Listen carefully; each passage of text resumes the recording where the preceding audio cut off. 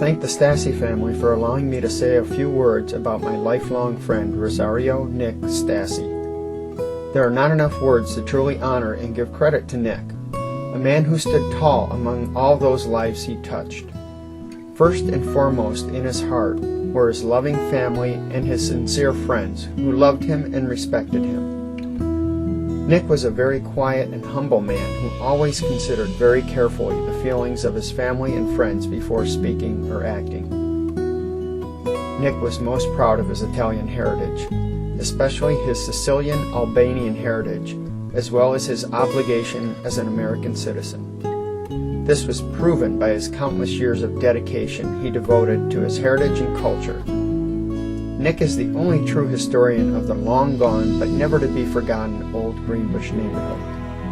The endless time and talent he devoted to compiling the history of the Greenbush, both in written form as well as pictures, will forever be a part of the memory that we all hold near and dear to our hearts.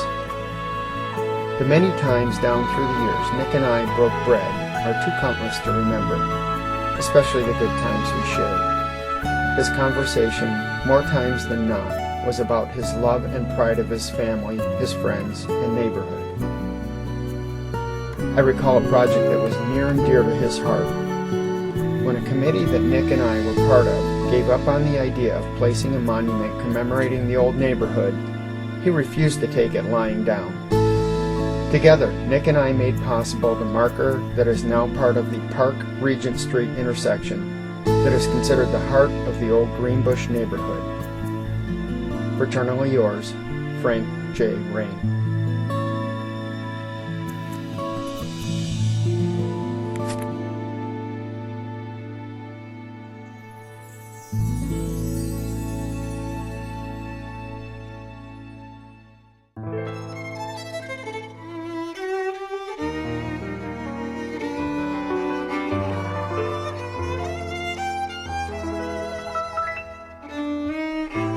History of the Italian Workmen's Club.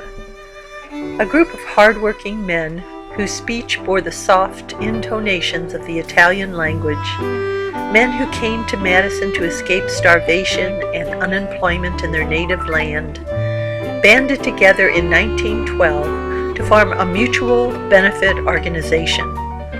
On January 18, 1912, the club Lavoratori Siciliani Mutuo Soccorso e Beneficenza was organized by leaders of the small Italian community which was located in the swampy section of Greenbush, south of the Capitol Square. The club today is known as the Italian Workmen's Club and carries on the tradition of mutual aid for the members who are ill or injured in accidents, and also provides a death benefit. The men who founded the original cooperative venture came to Madison from Sicily. They arrived to a Madison that was then inhabited primarily by English, German, Irish, and Norwegian settlers.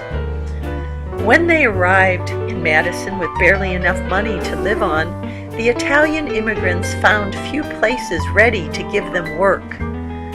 Many of them became laborers willing to work hard to make a living in a new land and earn enough money to bring their families from Sicily to America.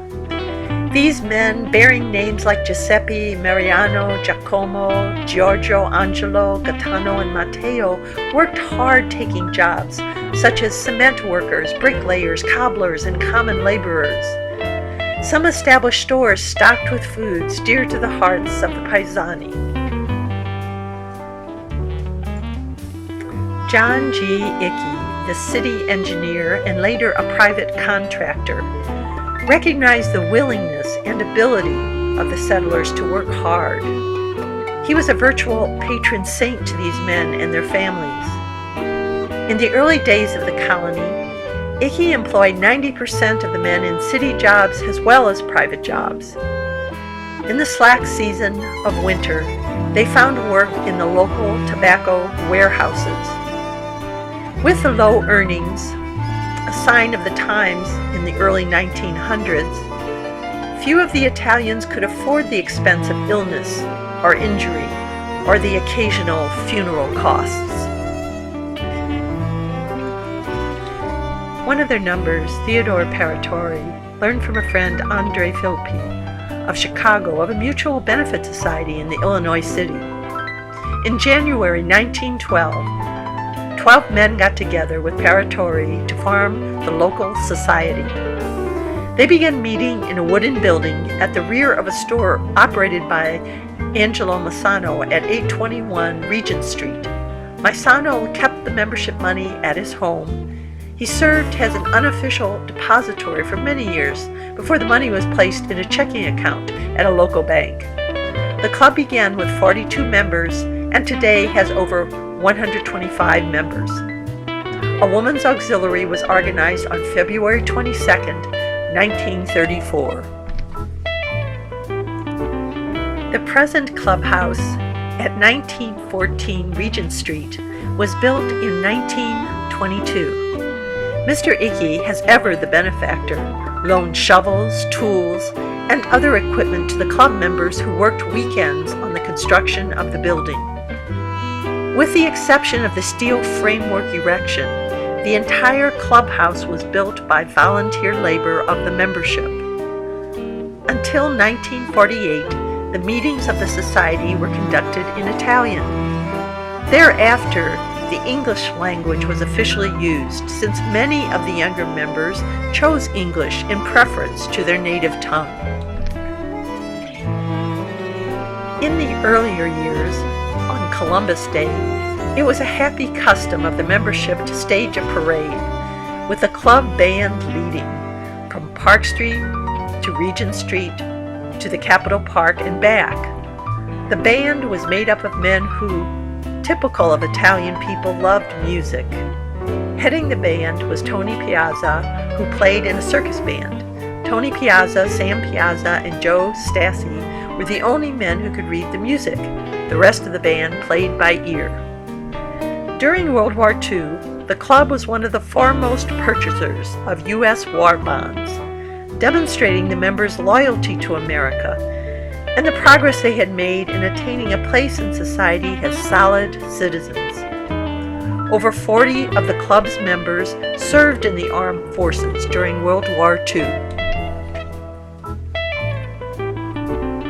Many members of Madison Italian community are now successful businessmen and civic leaders in the city. But the Italian Workmen's Club remains a symbol of mutual help. Inspired by a necessity in a strange land in an earlier day, many less fortunate Italians were helped over financial hurdles through this cooperative venture. The Italian Workmen's Club of Madison is believed to be the oldest continuously active Italian club in the United States.